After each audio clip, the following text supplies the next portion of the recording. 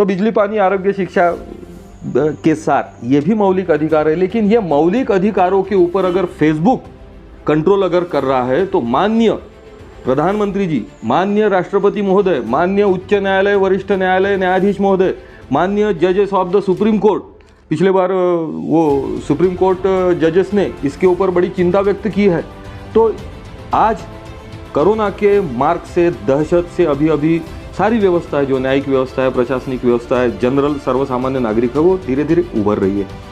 तो ऐसे में न्यायालय भी, सुप्रीम कोर्ट भी कुछ अच्छे डिसीजंस ले रहा है। तो मैं सुप्रीम कोर्ट को आह्वान करना चाहूँगा, प्रशासकीय मैनेजमेंट को आह्वान करना चाहूँगा, इस देश के उच्च न्यायालय के न्यायाधीशों को आह्वान करना चाहूँगा कि इस देश का सूत्र संचालन संविधान के अनुसार होगा या फेसबुक या ट्विटर, यानी उनको क्या बोलते हैं हम, virtual media management, commercial management, पूंजीवादी मैनेजमेंट, षड्यंत्रकारी मैनेजमेंट के माध्यम से भारत का सूत्र संचालन होगा। तो ये फेसबुक के माध्यम से जो बैन लगाया जाता है वो संवैधानिक रूप से गैरकानूनी है, because it is against the article 19 to 21 मूलभूत अधिकारों का ये हनन है। तो सर, आपका फेसबुक अकाउंट जो है हमने देखा कि ब्लॉक है कुछ दिनों से, तो क्या है, ऐसी कौन सी आपने पोस्ट किया था जिसकी वजह से फेसबुक ने आपका अकाउंट ब्लॉक कर दिया?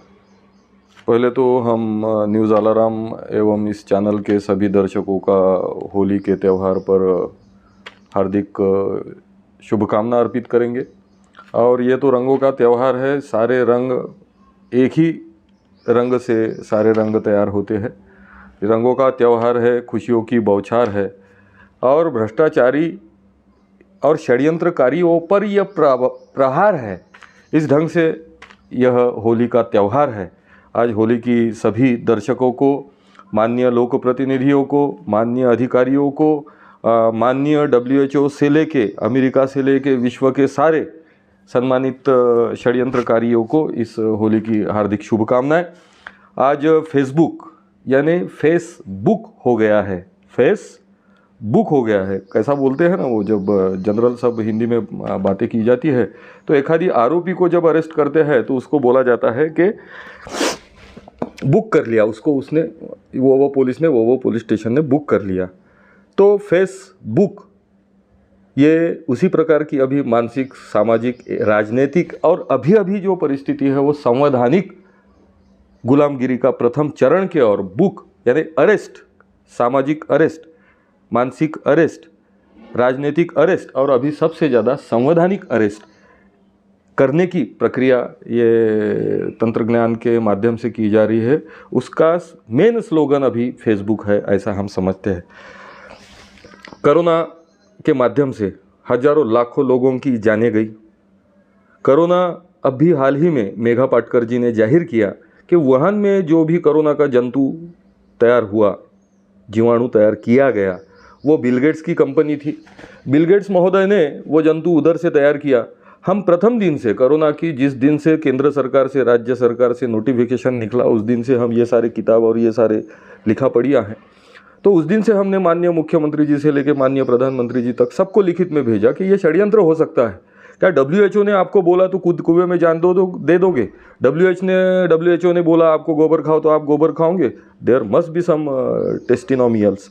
तो आपने पारदर्शिता लाने के लिए, जनता के हित के लिए, बिकॉज जनता इज सर्वतोपरि, जनता जनार्दन है।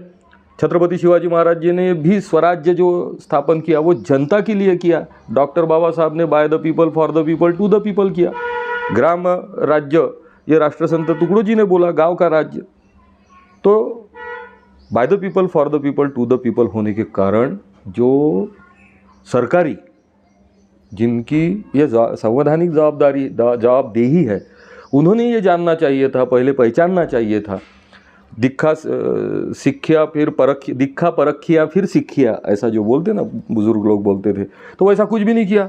धड़ाधड़ रेमडेसिविर टोचे गए। क्या सच में रेमडेसिविर की उतनी विश्वासार्हता थी, या वो फिर पूर्व नियोजित शेरों के वो वीडियो से लेके ऐसा वातावरण तैयार किया, दहशत एक निर्माण की गई, यानी मानसिक दहशतवाद का प्रचार प्रसार और वातावरण निर्माण किया गया।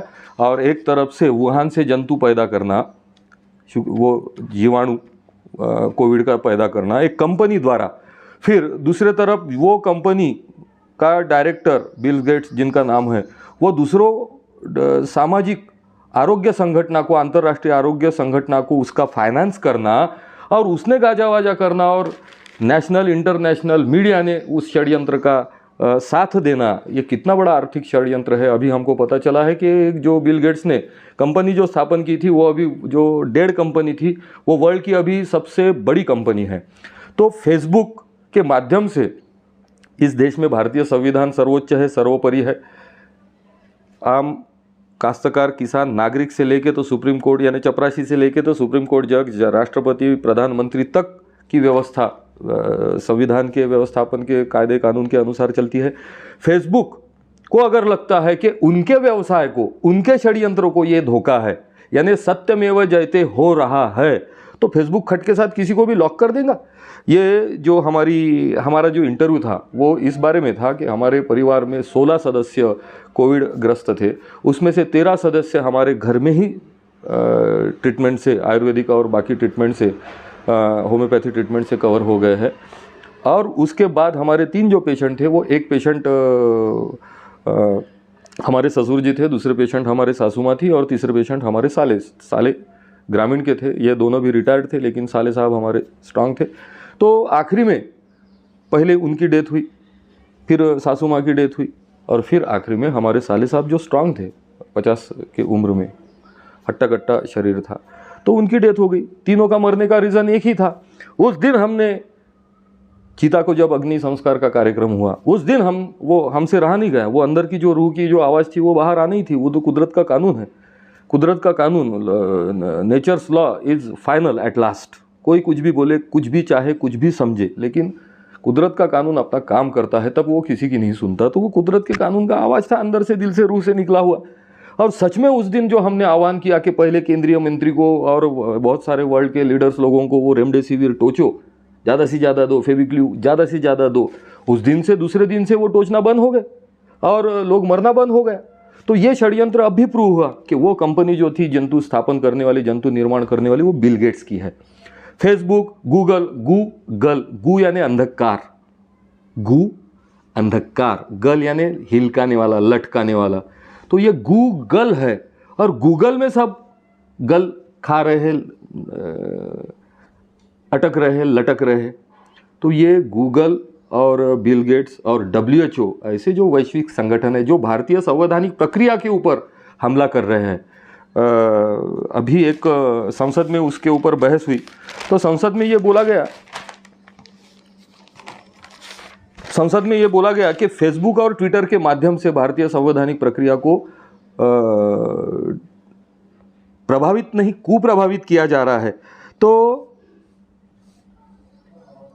Wall Street Journal, Al Jazeera, the Reporters Collective में ये सारी डाटा उपलब्ध है, आप देख सकते हैं। तो इस प्रकार से संविधान बोलता है आपको बोलने की आज़ादी है, संविधान बोलता है आपको मत व्यक्त करने की आज़ादी है, संविधान बोलता है कुछ आपने प्रॉपर्टी या कुछ खेती या कुछ आपने खरीदी चीज़ तो उसका उपभोग लेने का आपका अधिकार है।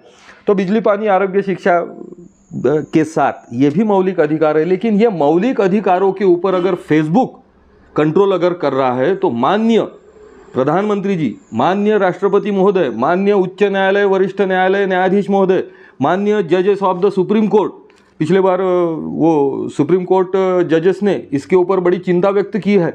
तो आज कोरोना के मार्ग से, दहशत से अभी सारी व्यवस्था है, जो न्यायिक व्यवस्था है, प्रशासनिक व्यवस्था है, जनरल सर्वसामान्य नागरिक है, वो धीरे धीरे उभर रही है।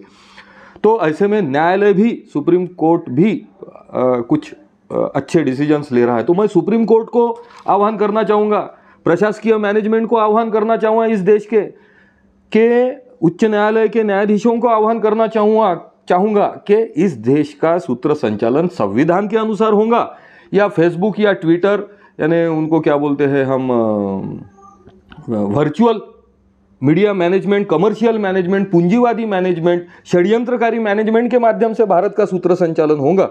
तो ये फेसबुक के माध्यम से जो बैन लगाया जाता है वो संवैधानिक रूप से गैरकानूनी है, because it is against the article 19 to 21 मूलभूत अधिकारों का ये हनन है। तो ये हो गई। फेसबुक को मैं विनंती करना चाहूँगा, माननीय न्यायाधीशों से, मान्य फिर उच्च न्यायालय के हो या फिर सुप्रीम मान्य सर्वोच्च न्यायालय के हो, सम्मानीय न्यायाधीशों से मैं आह्वान करना चाहूँगा कि राजकीय नेता तो अभी देख रहे हम, अभी एक बात मैं कहना चाहूँगा कि रास्ते अपघात में, रोड एक्सीडेंट्स में डेली 512, और ये सालों का आंकड़ा है, अभी कोरोनापेक्षा रास्ते अपघात घातक। कुलगुरु डॉक्टर सुभाष चौधरी जी ने जो एक सेमिनार हुआ था उसमें जाहिर किया है, नागपुर राष्ट्रसंत तुकडोजी महाराज विद्यापीठ के जो वाइस चांसलर ने, तो 5 लाख लोग रास्ते एक्सीडेंट में मरे।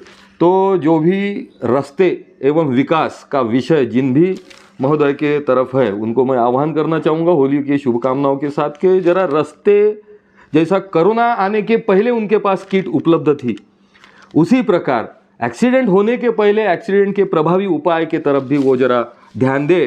खासदार महोत्सव, गाना बजाना, नाचना तो ये तो होते ही रहेगा।